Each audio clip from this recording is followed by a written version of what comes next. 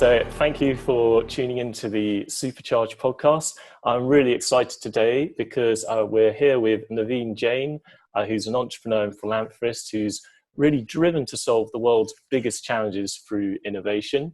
And although he's been behind a number of really successful companies like the World Innovation Institute, iKnown, TalentWise, Intelist, and Viome, the reason why I'm particularly excited to talk to Naveen today is really because of his work with Viome and basically how we're looking at the bacteria in the gut, which is also acting as a communication system across the body. So, well, welcome Naveen, and I'm really looking forward to finding out more. Well, thanks a lot, Harry. It's been a pleasure to be here with you, and looking forward to our conversation. Perfect. In a way, well, should we just go straight in? So, you know, I think your stated mission is to make illness a choice for as much of humanity as possible. Yeah, I'd love to know, you know, why is that mission? Why is that your mission? And you know, how did you, I guess, come out from building software companies to wanting to solve the world's biggest health problems? You know, as you start to look at this stuff and saying, for the first time in the human history, the individuals and a small group of people have access to technology that they never had before. And a small group of people are now capable of doing things that only the nation states or superpowers could do before, right? Whether it is going to space, that was considered the domain of the not only the richest countries, but only the superpowers who could go do that. And here we're sitting here today where the space is being explored by entrepreneurs, right? So as you know, one of my other companies, Moon Express, which is the only company in the universe that has permission to leave Earth orbit and land on the moon. And imagine when we land on the moon, not only next year, we become the first company to do so, but more importantly, we become symbolically the next superpower, the fourth superpower to have achieved the feat. And coming back to it, it is just not the space. You know, that is the literal moonshot. My next moonshot really is, what if we can create a world where sickness was a choice? And the reason I say that is, I didn't say that we can create a world where no one will be sick, because that shows that power lies in me to create that world. What I am trying to say that is, what if we can empower each individual, tell them exactly what is going on inside their body, because we are, to large extent, our ecosystem. And as I think we're going to get into it, and how this ecosystem communicates amongst itself. So there is no more this compartmentalized subsystem called heart and kidney and liver and your gut. They all work together as one system, and they're constantly communicating. And there is always the weakest link. And as we know, when you stress the system, it always breaks at the weakest link. So our job is to understand what is going on inside the body. And finally, we have a technology at our disposal that allows you to see everything that's happening in the body. And we're going to get into more detail on that.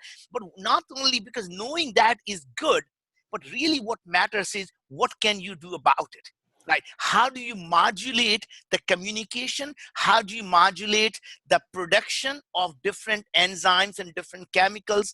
And if you can control that, then you can keep that body working in balance. Because at the end of the day, when your body is in balance, it is at ease. And when your body is not at ease, what we get is dis-ease, which is a disease. And so our goal was to empower individuals to make a choice of whether they want to be sick or not, because I can't make that choice for them. Perfect. So to summarize it, for you to solve this huge health challenge, it's help people to get to the root cause and know what's going on in their body, and then B, educate them with what to do about it. Would that basically sum it up? But that's more or less, yes. And they, to large extent, when you talk about the root cause, and I'm not talking about that we somehow there is a silver bullet, and if you can find a silver bullet, everything will be fine. What we're really saying is that all of the chronic diseases fundamentally have one thing in common, which is the chronic inflammation. So whether we look at Alzheimer or autism or Parkinson's, you look at anxiety and you look at depression or PTSD, or you start to look at things like obesity, or diabetes or autoimmune diseases or even cancer. These are all essentially our inflammatory diseases. Inflammation happens when our immune system says, I don't know what is going on. There is something bad is going on. And one way to get rid of whatever the bad thing is, to inflame the body, to get rid of this, they call foreign agent toxins. In their mind, it's a toxin. Sometimes they start to believe our own cells, our cells really is the one that's causing problem. And that's what's called autoimmune diseases, right? So what's really happening is, if we can understand what is inflammation, what is causing that inflammation, and if you can reduce everything that's causing inflammation, your body will essentially be at calm, at ease, and that is, we're going to have no disease. Perfect. And obviously, a massive part of that is then educating people with what to do with that knowledge. So once they've identified what's behind the inflammation, and I think education is also one of your other key passions, and I'm curious how that ties into your health mission, because how do we undo the negative education from I guess big pharma into doctors and the power of doctors, and I was curious how you're thinking about tackling the actual educative part of this mission. If you start to think about whether you look at the healthcare and you look at our education system, they have a lot of similarities in them, in a sense that people believe that in neither the education system nor the healthcare system is working well for them. They believe that both the systems are broken. And it turns out, actually, neither of the systems are actually broken. They're doing exactly what they were designed to do, except that our needs today are very different than the needs that were there, say, 100 years ago, right? So, for example, our education system was designed for the industrial era, where we wanted to create a certain type of people. That means we wanted the certain skills, and it was designed to teach you skills, and those skills could be used for rest of your life. And it was designed essentially for plug and play system. I need 7 accountants, I need 10 people with machine knowledge, I need 5 computer scientists, I need 10 of these, and it didn't matter who these people were, as long as they had those set of skills that could be essentially be plug and played into the system. What's really happening, and what's happening today is, with the world of exponential technologies, it doesn't matter what skill you learn, it becomes obsolete every 4 to 6 years. So in many cases, by the time you graduate with a skill, that skill is no longer needed. That skill has already become obsolete. And that's why we have this concept that we're going to get is what I call chronic unemployment. That means we're going to constantly be chronically unemployed because the skills that we are learning are becoming obsolete faster than we can learn. That means the education system has to fundamentally change to learning to learn. How do you apply the skill, as opposed to having a individual skill? How do you use interdisciplinary knowledge to solve a particular problem? How do you collaborate? Assume that all the knowledge, all the skills are on your fingertips on your cell phone. What would you do next? Right? So it really becomes a completely different system. Not having a sage on the stage, assume the knowledge is actually being delivered to you in a personalized way to you. Then what would you do next? Got you. And the same thing happens in the healthcare now, right? We have this sage on the stage. You get sick, and when you are sick, you feel helpless and you feel hopeless. And guess what happens? Anytime you are helpless, somebody is going to victimize you. And today, our healthcare system does a great job of victimizing you, right? So we have this healthcare system that is designed to keep you sick. The pharmaceutical companies love chronic diseases. Chronic diseases means now I have a subscription business. And even one of the CEO of a pharmaceutical company said, the best drug that we develop are the drugs that people have to take for the rest of their lives. So imagine for a second what this pharmaceutical company CEO is saying is, we love keeping people sick. We don't want them to be cured, because if they get cured, we can't make money from them, right? So we want them to be cured. Our doctors don't want us to be healthy either, because they only get paid when we are sick and we go to them. Our hospitals want us to be sick. Our insurance company wants us to be sick. The whole healthcare system is really become an organism where the survival of the organism is what matters, and the purpose is out the window. And the patient, to large extent in the system, has become a nuisance that they have to deal with just to collect the money. But they would rather not deal with the patient if they don't have to, right? So what our goal was, for the first time, we actually have technologies that can tell you what is going on inside your body better than the doctor can ever know. And today, to large extent, our medical system, even the doctors who graduate today, are told simply find the set of symptoms. If you can name a disease after it, get an insurance code for it, and there is a drug for it. And that's all. So match the symptom to a disease and then match it to a drug, and your job is done. And what surprises me most is that in the last 3 years to 5 years, every single research paper is showing that every single chronic disease, and you can look at it from Parkinson's to autism to Alzheimer, obesity, diabetes, and anxiety, depression, autoimmune diseases, or even cancer, is not caused by our genes. It's actually caused by the microbiome in the gut. And I'm going to come back in a second and get more into it. We are a walking ecosystem. Our medical system believes the healthiest body is the one that is devoid of all the bacteria and viruses. Nature had something else in mind.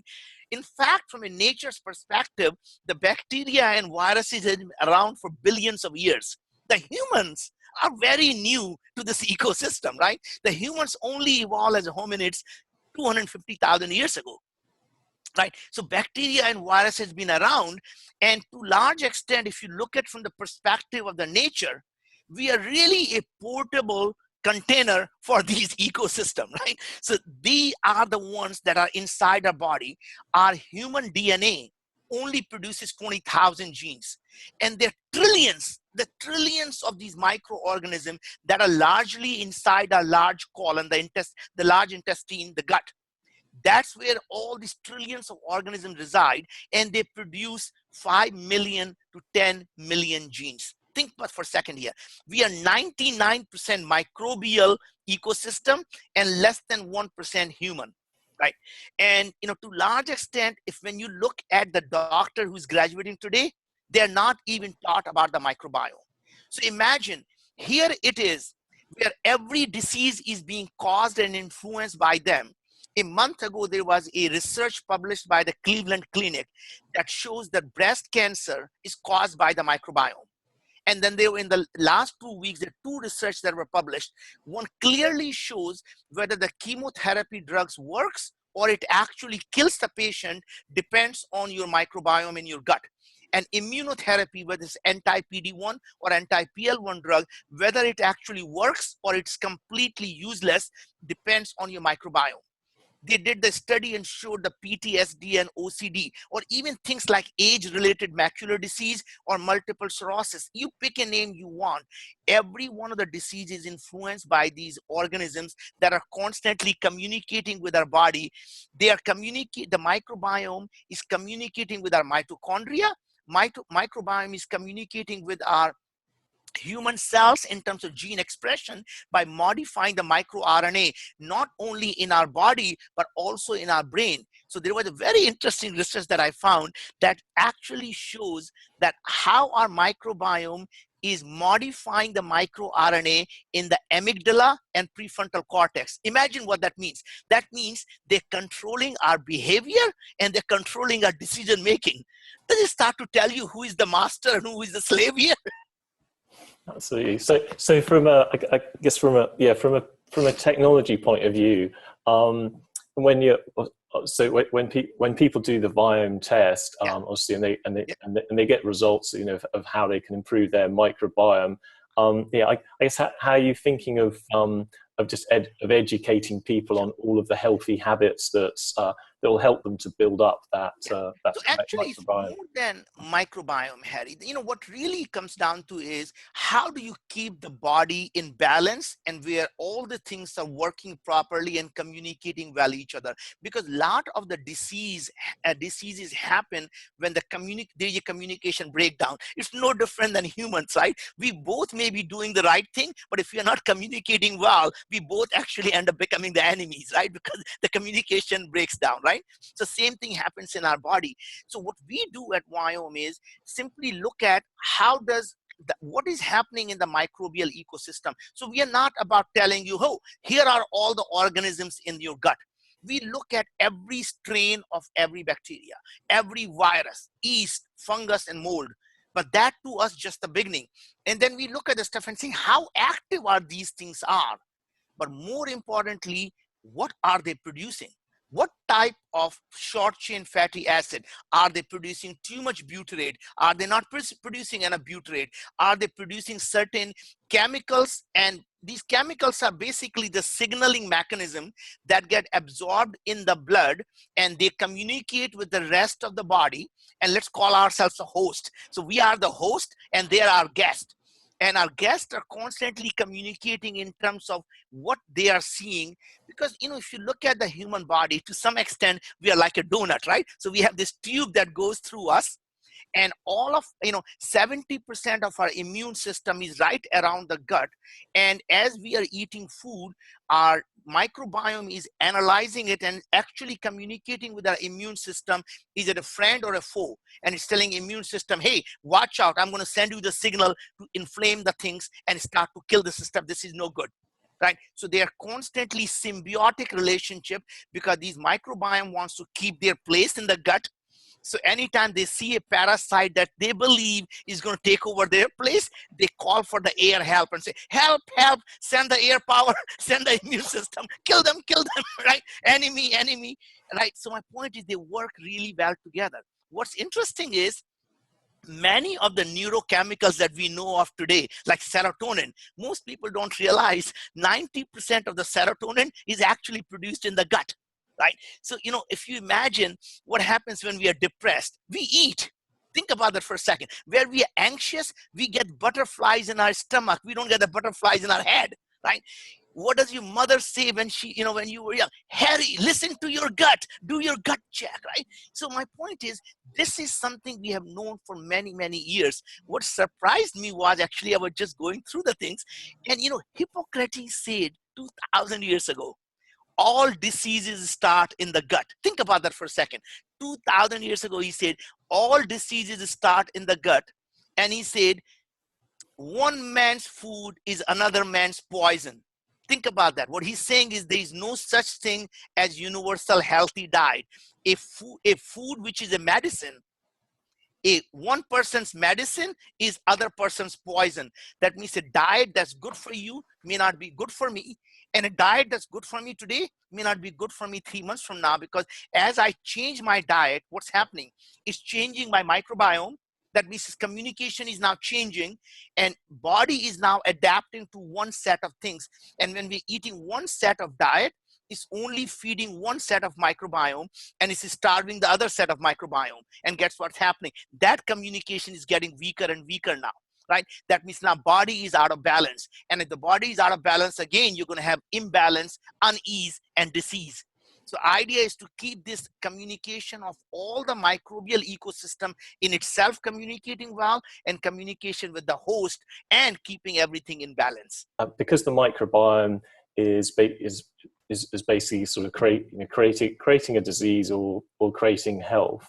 And I guess from your viewpoints, like, you can change the microbiome and change the outcome. But how do you how do you know whether to improve the microbiome that you have now, because that microbiome might be suited for you, or to try and change the microbiome for a future outcome? Yeah, so actually it's not as simple as change the microbiome, change the health. It is a holistic system thing, in a sense that everything we do impacts each other. That means the places we live, the toxins we inhale, the GMO food we eat, and all of the pesticides we are eating, That's changing the microbiome, that's changing the disease. Our stress in our body, that is nothing to do with microbiome. So stress is caused because we are unhappy at work, we are unhappy in our relationship. That stress, the cortisol releases, not only changes our body, our gene expression, it also changes the microbiome. So when you change microbiome, it changes the body's gene expression, and sometimes our gene expression changes our microbiome. So it's basically a bi-directional communication. It is not simply a unidirectional communication that says you change your microbiome and that's really where everything emanates from. Everything impacts everything.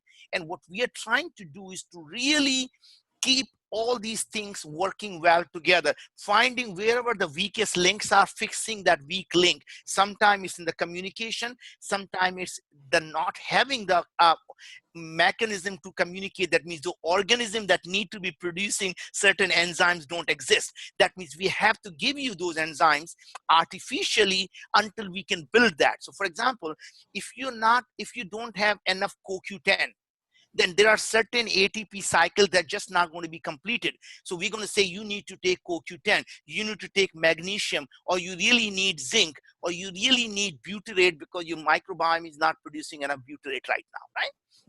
So point is, so what we do is not just tell you what is going on inside your body, we very specifically tell you that you need these micronutrients and you need these macronutrients. That means for me personally, that was very counterintuitive. So I was trying to lose weight. And everyone told me, and I was pre-diabetic. Everyone said, oh, that's really easy. You really need to go on a no carb diet. If you cut down all the carbs and you start eating, And it made you fatter, right? it doesn't make me fat. That's No, actually what happened. I had the same thing. I did the ketogenic thing, and I started going diabetic. And Yeah. after 9 months of it, I measured my blood sugar. This was last year, and I went, and I Oh was my God. going diabetic. And But anyway, that's exactly what happened to me. And the interesting thing is, then I launched the Viome company and I did my test, and he said, no, more than 50% of your diet really needs to be the complex carbohydrate. And by the way, stop eating too much spinach and avocado. Don't eat lentil, legumes, and tofu. Start eating apples and start eating other vegetables. Start eating other fruits, but don't eat avocado and spinach. I mean, that was that personalized, right? Interesting thing is, not only now I lost more than 5 pounds, my blood glucose level has come down significantly. So my point is, this is so counterintuitive. And these fad diets are the one that really are killing people. Remember the Atkins diet? The poor yeah, Atkins diet of heart disease. I mean, tell yeah, me yeah. something. Yeah. Right? I mean, then we went on a paleo diet, and now this fat diet called ketogenic diet, and then you go into this lactin diet, and then in every few years there Yeah, is another fat. it's diet madness. It's Yeah. diet. And what really happens is there is no such thing as universal healthy thing as you were talking about. Each thing has to be personalized for me because our DNA. So think about our DNA have 99% common between any two human beings. In fact, me and a tree have 90% same common DNA. When it comes to our microbiome, it is extremely unique.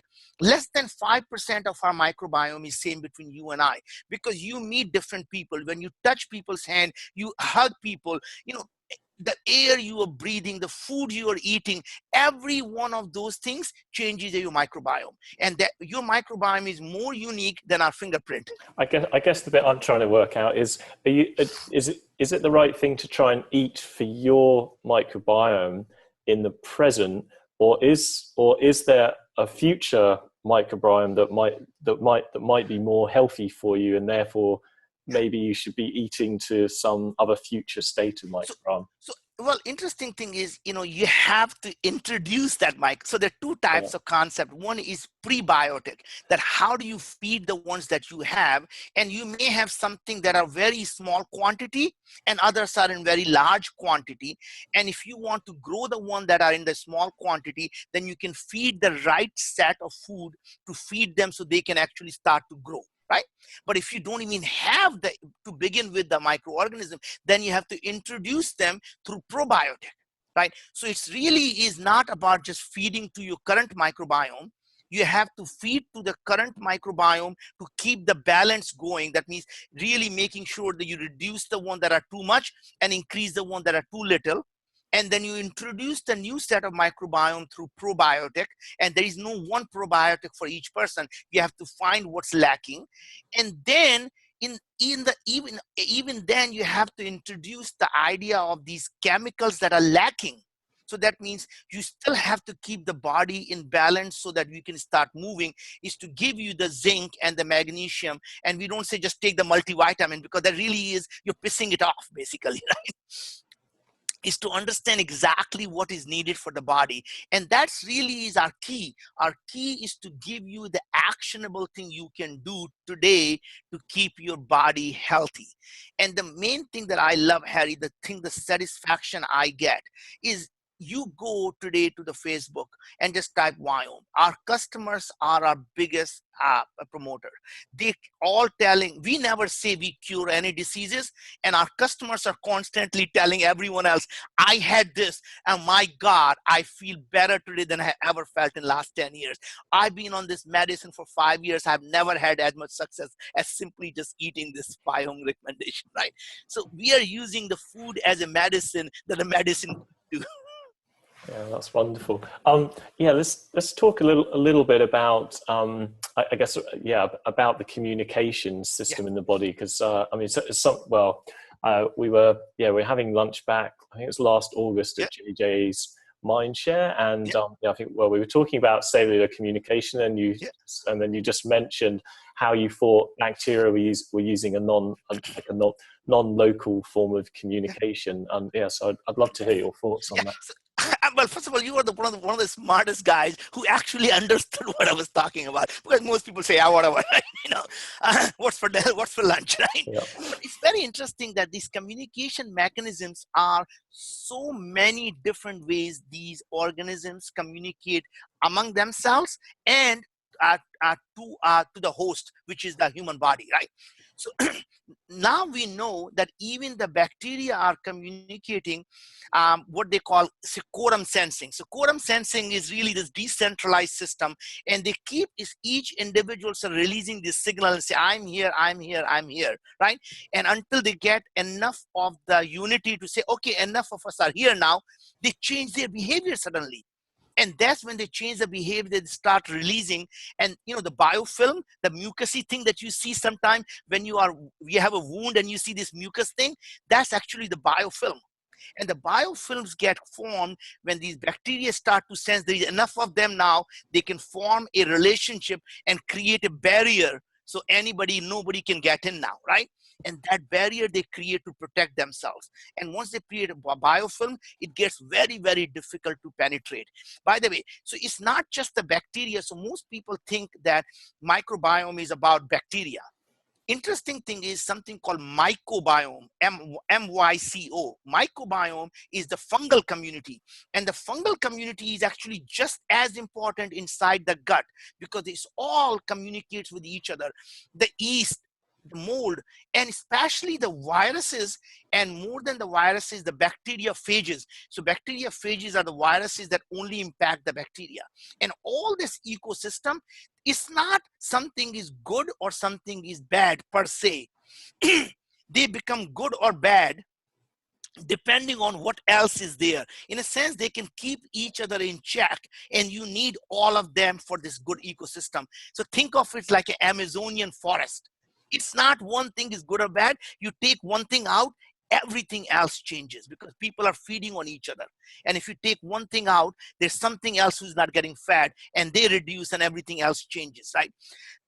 They are also using electrical signal like neurons to communicate with each other. They use the chemical signals that get absorbed from the gut to the blood, and they communicate with our mitochondria, which, by the way, used to be the ancient bacteria that's captured by the human cell, and it has its own DNA. They capture, they modify our microRNA, and it changes the gene expression of who we are. So we are not our genes, we are our gene expressed. So what genes are expressed is what makes us who we are, not the genes we have, because genes we have is like alphabet. We can write a thriller with that, or we can write a poetry with that. And what is being written is what really matters. It's so fascinating, the network of how things communicate in the body. But yeah, well, how would I put it? It's, yeah, I mean, do you see, like, I guess that different cells have different particular energy, have different energy states, so they're all sort of communicating at different levels. Yes, to some extent, one of the things that really puzzling to me that I, intuitively believed was there, but never was any sign of it, which was that even the bacteria in the gut are using the electrical signal to communicate with each other, very similar to neurons. And you're starting to really get this picture that we as humans are really using many of the original mechanisms that were evolved as bacterial organisms, right? So if you look at how bacteria communicate with each other, we are starting to develop our brain that communicate using the same thing. You look at our, energy cell, the mitochondria. Mitochondria used to be an ancient bacteria that was captured by the human cell, right? So if you think about it, it has its own DNA separate from the human DNA, and it's performing a task in symbiosis with the human cell, right? And then how microbiome is communicating with mitochondria, and how microbiome is interfering in the gene expression. So to some extent, we were talking about that, to large extent, the microbiome is controlling many of the things that are happening in the body. And they, to large extent, you would think of them as a centralized control system, or you could call them, in a simpler word, puppet masters. And they're pulling the strings, and the puppet, our body, is saying, okay, boss, I'm there. Right?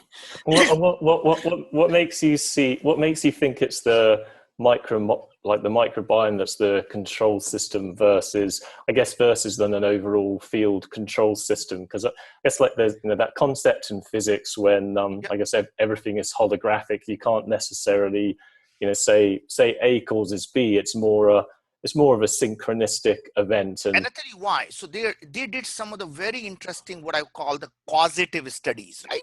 So, it's very interesting. There are two studies that were really interesting that is starting to make me believe that the control system is in microbiome. One was, they took the, interspecies transfer of microbiome. So they took the mice that is bred to have no microorganism in the gut. So they basically killed all the microorganism. Then they took the microbiome from the fat person and gave it to this mice, and this mice became fat. And then they took the microbiome of the thin person and gave it to the mice, and the mice became thin. And that started to show the causative thing was really this microbiome, not the holistic system. But I'm going to challenge you on that. Do you think that's really, because anything can broadcast information. So yeah, so if you take the microbiome, and it's got that set of information because it's been used to being fat, then it'll broadcast fat.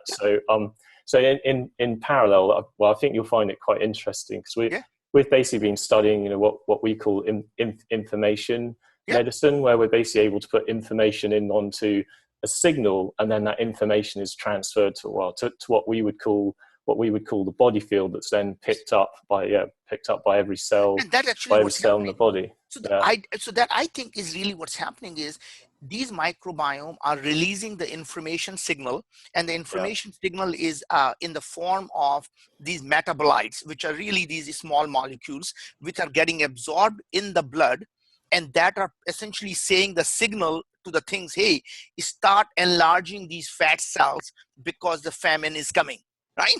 No, I love that. I guess what I'm saying is, there's other ways you can imprint or transmit information to the body, because you can do it through technology, etc. And actually, that's absolutely correct. I mean, so you could potentially would have removed the microbiome and taken the information that microbiomes are communicating through other mechanism and deliver this same results. So for example, when you take metformin is a diabetes drug that actually does not work on the host. it actually works on the microbiome and allows the microbiome information to change. That in turn changes the insulin resistance. Got you. Got you. Right? So my point is, ultimately all we're doing is changing the information signal that are coming out of microbiome, and by changing that information signal, our body reacts differently. And that to me is really the key, that we are this holistic system, and our Western medicine is designed as these components. And the more specialized you become, you look at that component saying, as long as I can make this component work optimally, everything else should work. And however, you don't realize, to make this system work optimally and at peak performance, then you find a weak point somewhere else, and the system always breaks at the weakest point. Got you. Have you read, there's an article in New Scientist, oh, goodness me, I think it was about 2 or 3 years ago, Yeah. Of all of this bacteria that was just discovered in the soil that just lived off pure electrons. I mean, it didn't eat food, it wasn't digesting anything in soil, it was just living off raw electrons. So very interesting, we find the bacterial organism that are thriving in the radioactive nuclear waste. Think for that for a second. Not only the nature has figured out how to protect its DNA from the high radiation. So when people say, how can humans live in the space because there is such a high radiation, they don't realize that nature has already built in the mechanism that uses the mechanism so that not only we can protect our DNA, it uses the radiation as a source of energy. So it doesn't need any more food. It uses the radiation as a source of energy to thrive and replicate.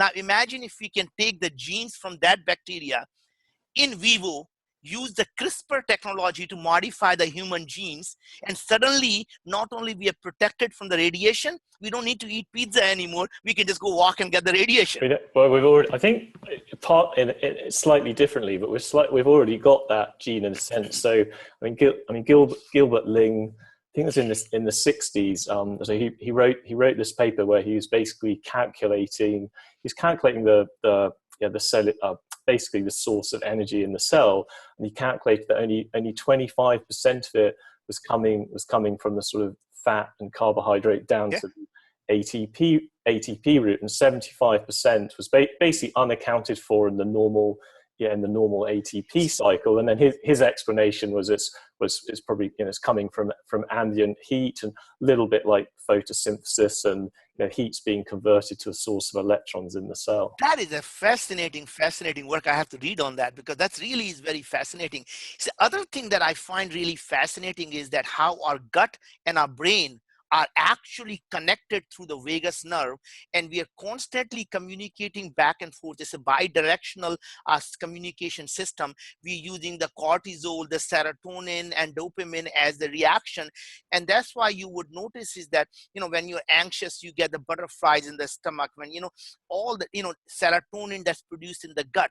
So our vagus nerve is that the communication mechanism, and to large extent, our behavior is determined by our microbiome. What I find really fascinating is that when we are full is determined by our microbiome. When we are hungry and what we crave is actually determined.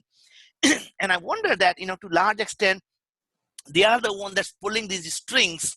And, I know it's a bi-directional communication mechanism, but to large extent, there's so much of them, and there's so many genes that they're being expressed there that they have a lot of impact on what happens in the human body.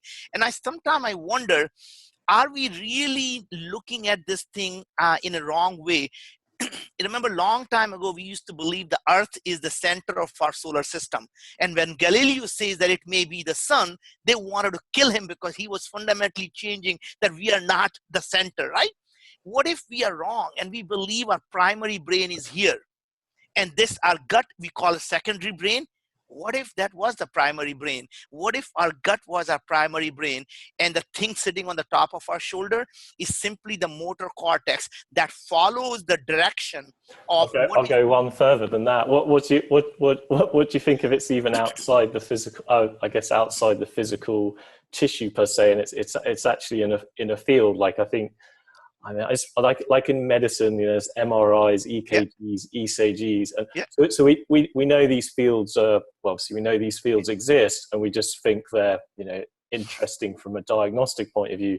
But yeah, but it's also possible that the reverse is true, and those, well, like if you take the Einstein quote, what do you say? Yes, that's the field is the sole governing force of the particle, and perhaps actually it comes from outside, and it's really the environment that's sort of dictating you. An answer is absolutely true. I mean, there's just no doubt in my mind that we cannot live in isolation. Everything around us, the microwave, the Wi-Fi signal, the EMF that is being, every one of those things are impacting our body, because anytime you have energy around us, which is now especially in this electronic age, I mean, remember, we're sleeping with our cell phones, we are bathed with the Wi-Fi signal. If anybody believes that none of it is going to having any impact on the human body, that is completely wrong. We just know that the energies, when you impact the energy around us, is going to impact our tissue, it's going to change the chemical reaction, and everything changes. You think about what microwave does. How does microwave heat the food? It's essentially changing and it's spinning the things, right? And they're changing the thermodynamics of the thing. How can you possibly believe that it's not changing the chemical part of the what you're heating? I mean, it is actually just how the heating works, right? So so my point is, you're absolutely correct. Everything around us changes who we are. And I'm just trying to get into the voodoo stuff, but the fact is the energy around us changes, and each one of us are emanating the energy and we are absorbing the energy. So when you see the two people interacting in the physical proximity of each other, there are a lot of times we can feel that energy, and we feel, sometimes we say, wow, I like this person, it feels good, or positive energy. And sometimes we say, oh my God, he just gives me the bad vibes, right? Right? What is that bad vibes? It is us sensing that energy, and we're saying it's not in tune with our receiver. The transmitter isn't completely out of tune with our receiver. He's not my type, right? And again, so that's one thing. And you could also argue. I didn't want to go here. Sorry, I'm putting you uncomfortably. It's good. Which is, could it be that we as human body doesn't really exist?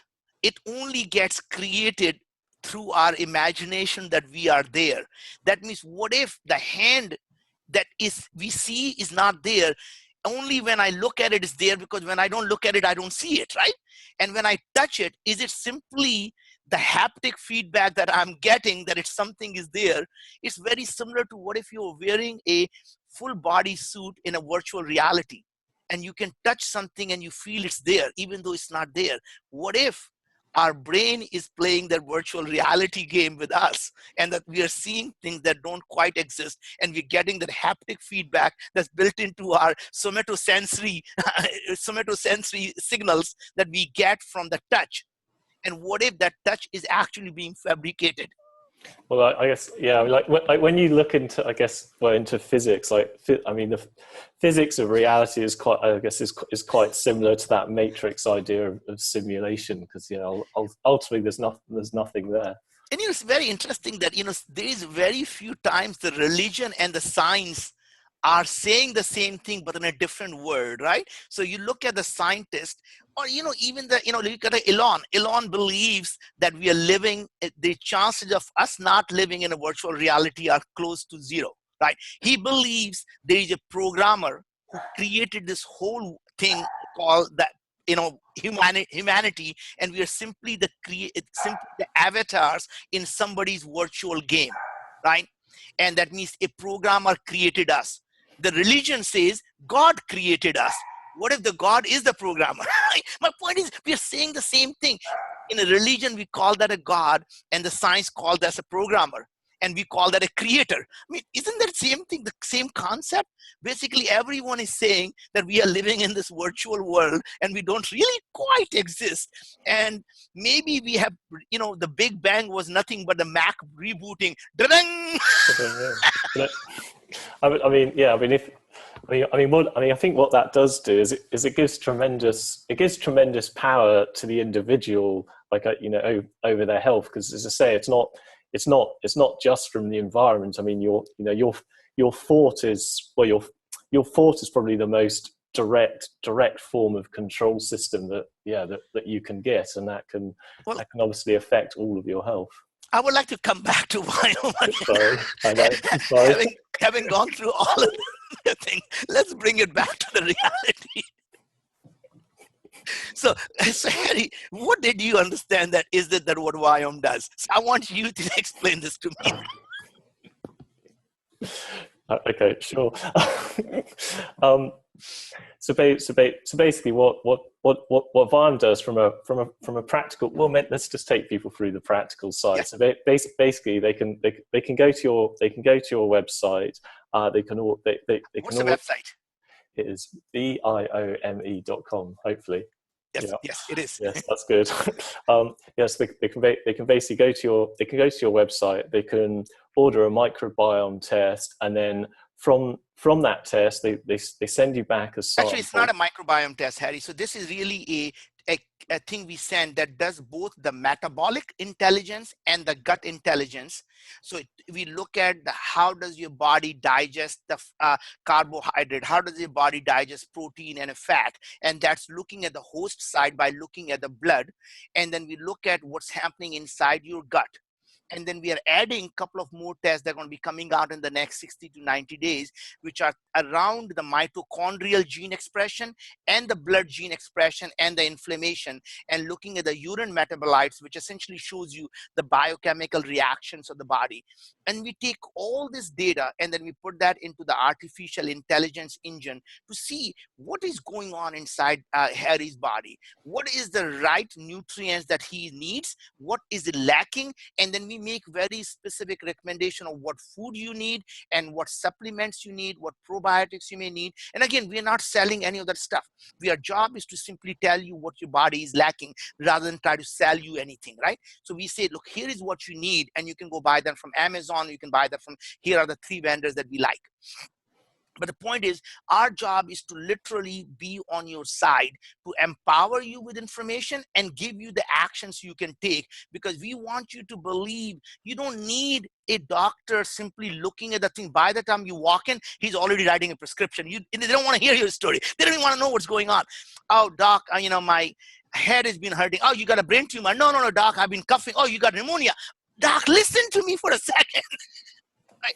But point is, they're simply trying to find out what drug to prescribe you. That's all they're thinking about. They're not thinking about what's wrong with you. How do I fix it? Right? They're not looking at this stuff and saying, why is your body being inflamed? Why is the communication between these cells are broken? Right? And every single drug that you take actually fixes one symptom and causes 3 more symptoms. And surprise, they have a drug for each symptom. Right? I mean, to me, once you get into that, you literally are at the mercy of these pharmaceutical companies who don't have your best interest at heart. So what we are doing really at Viome is to giving you that control. Our hope now, in all seriousness, really is, for me, this is my mission, because I feel that God has been very kind to us. I came to this country with absolutely nothing. And, society has given me so much. God has given me so much. To me, my mission is to help the billions of people remove their suffering from all these chronic diseases. I really believe this is the first time in the human history where we actually have a power to be able to understand what is going on inside our body and keep that thing simply using the food. We don't really need the pharmaceutical drugs. And if we do our job right, one day sickness will be optional. And I just need your help, and everyone who's listening to it, to really sign up and understand for themselves what is going on. But every person who signs up also not only helps themselves, it also helps the humanity, because more people come together, more information we have, and the more information we have, our artificial engine just keeps getting better and better, because it just needs more data and more data. So every person helps themselves and helps everyone before and everyone after. So to me, it is our duty to come together to take the control of our own health. And if we don't do it, I will get frustrated and I'll go out and do something else. And the problem will continue to remain the same. And the healthcare system will continue to victimize us. And I hope everyone who's listening to it will join us in this revolution and try to take control of our own body and our own health. Oh, that's perfect. Yeah, could you tell us a little bit more about how artificial intelligence, well, basically how you're using artificial intelligence to, to really help solve it? Yeah. So basically, if you think about it, you start to look at, so we don't come up with the hypothesis that says this causes this, because the problem with happens is, in the old days, the scientists, the idea was you create a hypothesis and then you find the empirical evidence to prove or disprove that hypothesis. In the world of massive data, what happens is when you have a hypothesis, you can find the pattern in the noise. So if you say this causes this, and if both things exist, then we know this disease, this is the cause. What's happening is when you have petabytes of data, you can find any hypothesis you want, and you can prove anything you want, right? So what we do is actually slightly different. We take all the data, so we get a lot of the symptomatic information that, when person gets onboarded, they're telling us all the things that are going on. We look at all of the microbial data, that means every organism that's there, how active they are, what they are actually producing. We look at all the macronutrient information from the metabolic side. And as we are getting more information from gene expression, we're looking at all that stuff. And then we say, what is common? What is the clustering? So we run through tens of thousands of algorithms. And then we start to find these group of people that are clustered here, the group of people that are clustered here, the group of people that are clustered here. And then we say, wow, look at these things. They always seem to be tied together, these 1,000 people. What is so unique about them? And then you say, wow, notice that they all have diabetes. Oh my God, and look at them. They all have lack of butyrate production. I wonder if that's really what's going on. And then we say, if that is the hypothesis, can we run and see the next 1,000 people and see if we can prove that? Perfect. And and I mean, this is a personal question, but I think, well, when you're on stage at Mindshare, I think you said to JJ that you could teach her to have other people run her companies for her, but you didn't explain any further. I was just curious on that. Yeah, so it's very interesting is that I find that once you become an expert in whatever you're doing, you're only able to improve it incrementally by 5%, 10%, 50%. You can make it better because you're expert at it. If you want to change something 10 times or 100 times, you have to come from outside the expertise, because to become an expert, you have to essentially have the foundational knowledge, and you can never challenge that foundational knowledge because you're no longer an expert then. And when the non-expert comes in, they start to challenge the foundation of everything that people have taken it for granted. So I am not a doctor. I'm not a scientist. I came from the fundamental belief that you can't have all these different diseases and have these different drugs and works for everybody in the humanity when we know we are so unique.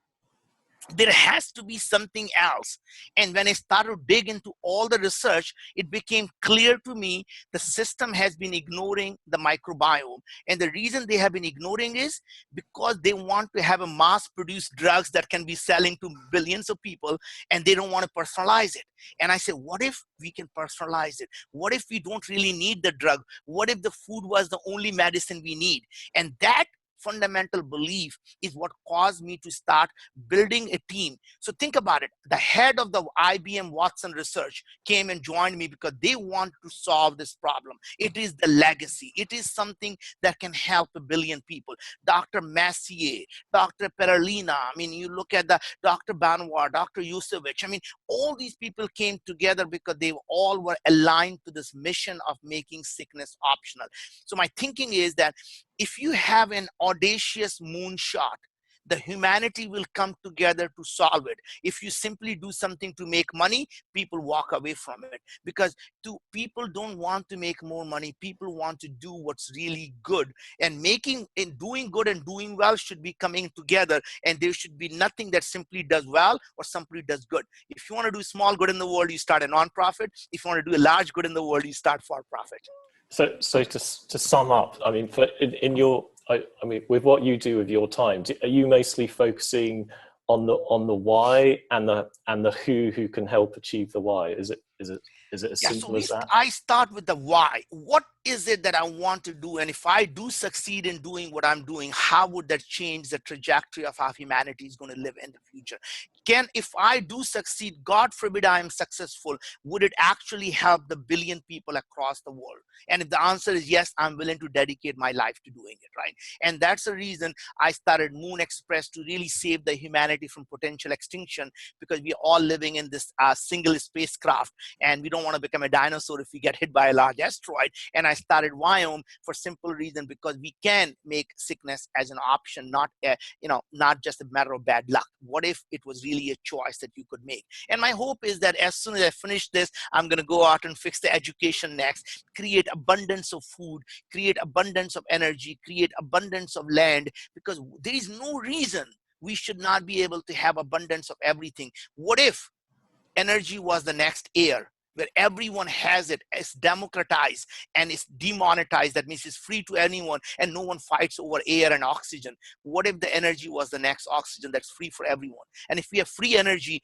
we can have free fresh water, because even the dirtiest water you can boil and distill. Right. So point is, if you can do that, you can solve so many problems. My job is to move away from the mindset of scarcity and move into the mindset of abundance. And if we can do that, we can change humanity. And I was curious. Obviously, that's an extraordinary, it's an extraordinary career and vision. And I was curious, like, what's underneath on that? I mean, looking at you being able to go from industry to industry, and being through awful lot of change, and a lot of people get really, I don't know, well, they get stuck and uncomfortable with change. And is it because of your childhood or moving from India to the States that you're able to be unattached in sort of great periods of change, so that you can make real impact? I was curious what's underneath all this. I think it's really the intellectual curiosity. I mean, I really believe what drives me is that intellectual curiosity. So I read a lot. And to me, because I'm just driven by why is it working this way? Why can't it be something different?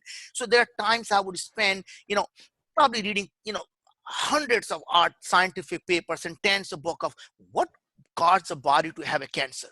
I spent 3 years just learning about human brain. What is it that's going on inside this brain, that how it works? And then I'll spend the time on genetics and the epigenetics and the microbiomics. And I just go deep into these researches, because it's just intellectual curiosity. And what happens is, every time I read something, I'm collecting the dots.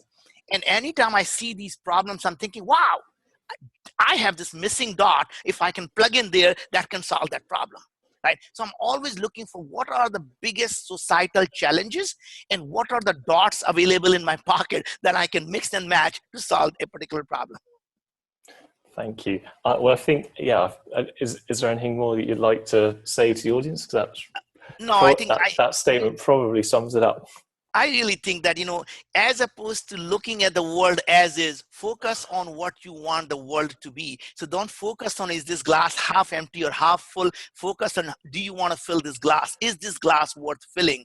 And as opposed to really thinking about taking your kids to the water or making them drink, find about making them curious. If you can make them intellectually curious, you're creating a thirst.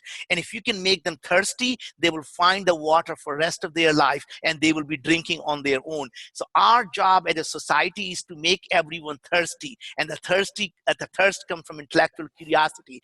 And that, to me, is how we're going to change the humanity, by creating an amazingly intellectual curious society.